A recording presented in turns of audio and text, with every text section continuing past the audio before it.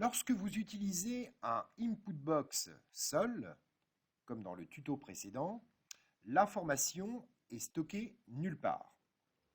L'objectif est de vous montrer, lorsque l'utilisateur va saisir une information, par exemple ici on me demande mon prénom, lorsque je vais cliquer par exemple sur OK, automatiquement Excel va m'afficher le contenu de ma saisie. En l'occurrence, là j'ai saisi Stéphane et il me marque Bonjour Stéphane. La variable est en quelque sorte une case mémoire où nous allons stocker provisoirement une information. Par exemple, on pourrait comparer ça à une boîte. Alors là, je caricature évidemment. On pourrait considérer que nous avons une boîte et à l'intérieur, je vais stocker le prénom de l'utilisateur qui a répondu à votre question. Par exemple ici, je demande quel est ton prénom, je tape Stéphane et l'objectif c'est de stocker la saisie de l'utilisateur dans la variable, dans une boîte, afin de pouvoir l'exploiter plus tard. À noter qu'une variable possède un nom pour pouvoir l'identifier. Imaginez encore une fois, vous avez une boîte et vous avez collé une étiquette pour savoir ce qu'il y a dans cette boîte.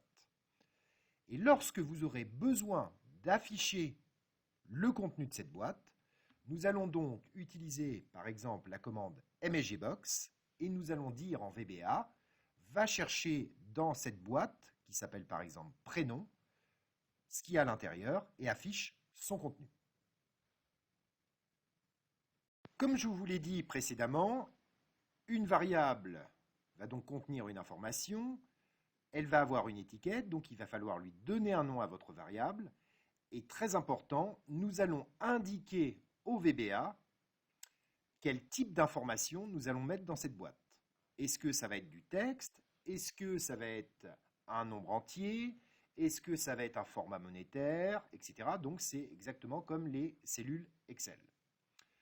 Pour déclarer une variable, on va commencer par privé, c'est la commande dim suivi du nom de la variable, sans espace surtout, as, et le format. Donc as, ça veut dire j'indique quel format va recevoir cette variable. D'accord ? Premier exemple, nous avons dim, par exemple, prénom, as, string. String qui indique que je vais recevoir une information sous forme de texte. Nous avons aussi integer, qui veut dire donc un nombre entier. Et nous avons currency, qui va recevoir une information de type monétaire. Nous avons 16 types de formats, nous les verrons évidemment au fil des vidéos.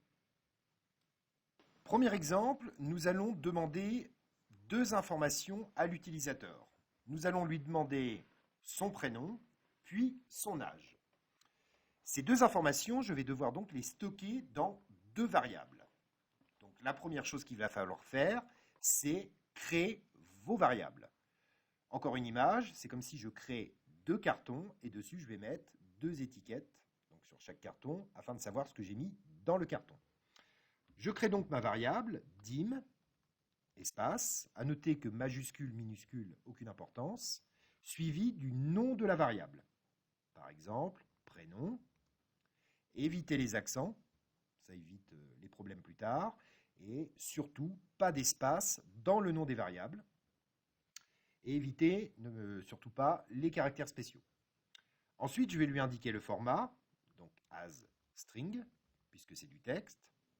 Donc là, j'ai créé ma première boîte qui va contenir un texte, puis la deuxième variable qui va contenir une valeur numérique, un nombre entier, l'âge. Donc nous avons donc là créé nos deux variables. Ensuite, il va falloir alimenter les variables. Donc nous allons utiliser un input box. Pour alimenter une variable, c'est le nom de la variable égale input box, parenthèse, guillemets, le texte de votre choix. Donc là, je demande quel est le prénom. Et donc, Si par exemple je tape Pierre, le contenu de la boîte de la variable prénom sera égal à Pierre. Ensuite, je vais demander l'âge.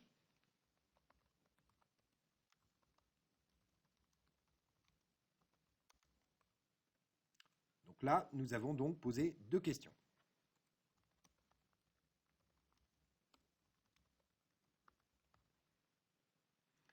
À présent, je souhaite afficher le contenu de ces deux variables dans une boîte de dialogue qu'on a vu dans une des vidéos, dans un MSGBox.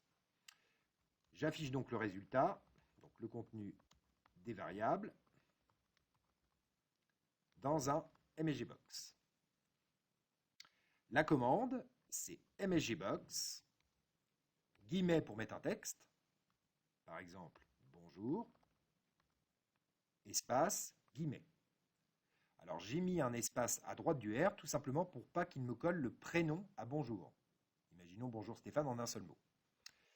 Ensuite, nous allons insérer derrière mon texte le contenu de la variable prénom, ce qu'on appelle une concaténation. Donc, pour concaténer le contenu d'une variable dans une chaîne de caractères, on utilise le et commercial.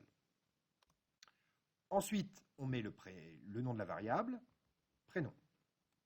Donc là, dans l'exemple, il mettra bonjour Sophie, bonjour Nadège, bonjour Stéphane, bonjour. Ensuite, nous allons afficher l'âge, MSGBox, tu as, et commercial, le nom de la variable. Et là, je veux concaténer une autre chaîne de caractères derrière la variable, par exemple en. Je remets un et commercial, guillemets, en. Maintenant, je vais voir si mon programme fonctionne. J'exécute. Il me demande mon prénom. Imaginons je m'appelle Denis. Quel est votre âge? 66. Et là, on peut constater bonjour Denis, tu as 66 ans.